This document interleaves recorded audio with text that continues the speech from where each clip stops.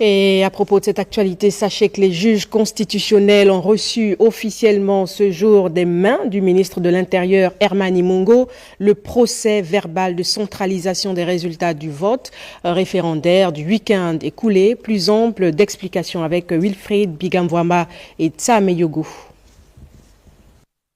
À la Cour constitutionnelle, en ce mois de novembre 2024, les auditions du ministre de l'Intérieur s'enchaînent, mais ne se ressemblent pas. Celle-ci, contrairement aux autres, porte sur la remise officielle du procès verbal de centralisation des résultats globaux des consultations référendaires du 16 novembre dernier, ainsi que tous les procès-verbaux des commissions électorales locales et consulaires, conformément aux dispositions légales en la matière. Le 11 mai 2024, décision avait été prise de retrocéder au ministère de l'Intérieur l'exclusivité de l'organisation des élections. Le 16 novembre 2024, le scrutin référendaire s'est tenu dans notre pays.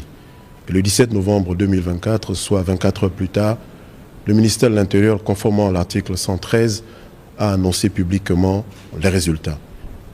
21 novembre 2024, nous venons de procéder à la remise officielle à la Cour constitutionnelle de notre PV de centralisation des résultats. Les échanges entre le membre du gouvernement et les juges constitutionnels, le président Dieudonné Abba Obono singulièrement, ont touché des points aussi riches que variés liés au scrutin référendaire achevé, notamment les enseignements desquels découlent les forces et faiblesses, mais surtout la dextérité et la célérité observées dans les mécanismes d'annonce des résultats.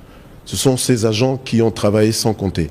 Des agents de l'équipe Iboga, des agents du ministère de l'Intérieur et de la Sécurité, des agents même de la LINF, toutes ces petites mains, les préfets, les gouverneurs, les auxiliaires, dans tous les recoins, dans toutes les unités administratives, qui ont mis du leur pour que nous puissions avoir ces résultats dans ces délais.